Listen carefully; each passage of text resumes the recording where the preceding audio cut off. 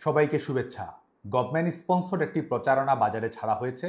ভয়ঙ্কর রূপে ফিরবে বাংলাদেশ ছাত্রলীগ। প্রথম কথা, ছাত্রলীগের ফেরার কিছু নেই, ছাত্রলীগ লড়াইয়ের মধ্যেই আছে। দ্বিতীয় কথা, ফেরার কথা যদি বলি, ভয়ঙ্কর রূপে নয়, ভরসা হয়ে ফিরবে বাংলাদেশ ছাত্রলীগ।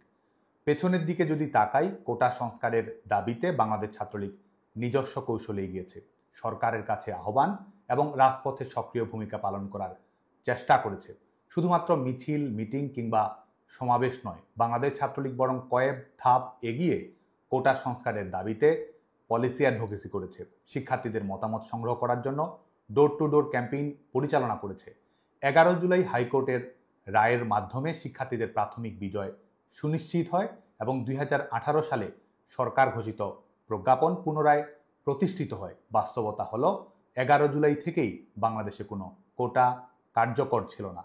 কুচক্রীরা যদি তাদের প্রতারণা এবং হত্যা সন্ত্রাসে সফল না হতো, তাহলে হয়তো একটি অনাকাঙ্ক্ষিত ঘটনা না ঘটেই বাংলাদেশে এই আন্দোলনের একটি ইতিবাচক পরিণতি সম্ভব হতে পারে। আমাদের সমস্যা সমাধানের স্পিডের তুলনায় তাদের ষড়যন্ত্রের গতিবেগ ছিল অনেক বেশি, যার কারণে ছাত্রলীগ সাধারণ শিক্ষার্থীদের দাবি, সংগঠন, সরকার, বিচার বিভাগ এবং শিক্ষা প্রতিষ্ঠানের স্থিতিশীলতার মধ্যে ভারসাম্য বজায় রেখে চূড়ান্ত সমাধান বের করে আনার যে কৌশল গ্রহণ করেছিল, 15 জুলাই উস্কানিমূলক হামলার সূচনা করে পরিস্থিতি তৈরি করে তার দায়ভার ছাত্রলীগের উপর চাপিয়ে দিয়ে নিজস্ব এজেন্ডা বাস্তবায়নে এগিয়ে গিয়েছিল ষড়যন্ত্রকারীরা।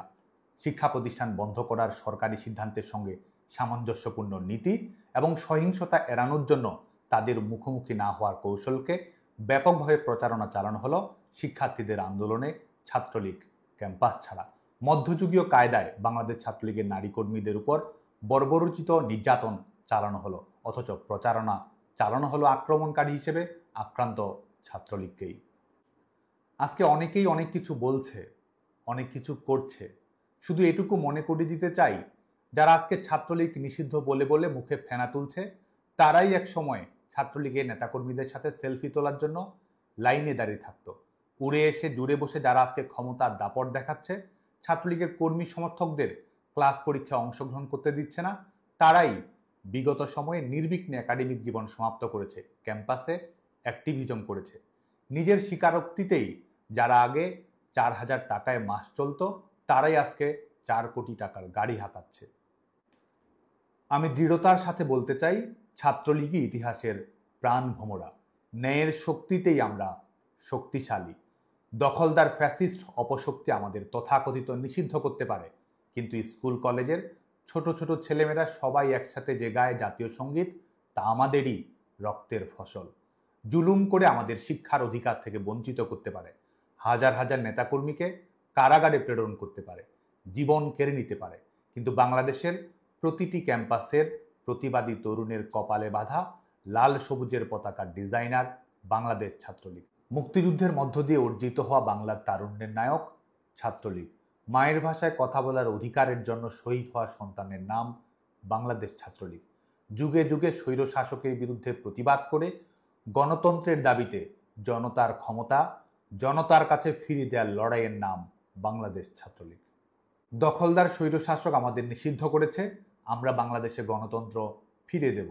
আমাদের সার্টিফিকেট বাতিল করেছে, অবৈধ সরকারের কাছে আমরা সার্টিফিকেট ফেরত চাই না। গণতন্ত্রের জন্য রাজপথের লড়াইয়ে জনতার সার্টিফিকেটই আমাদের কাছে অধিকতর মূল্যবান। আমাদের উপর দমন পীড়ন জুলুম চালিয়েছে, আমরা ন্যায় বিচার নিশ্চিত করব। শিক্ষার্থীরা আমাদের বন্ধু, পক্ষ, প্রতিপক্ষ নয়। আমরা বনামের রাজনীতিতে না, বরং এবংয়ের রাজনীতিতে বিশ্বাস করি।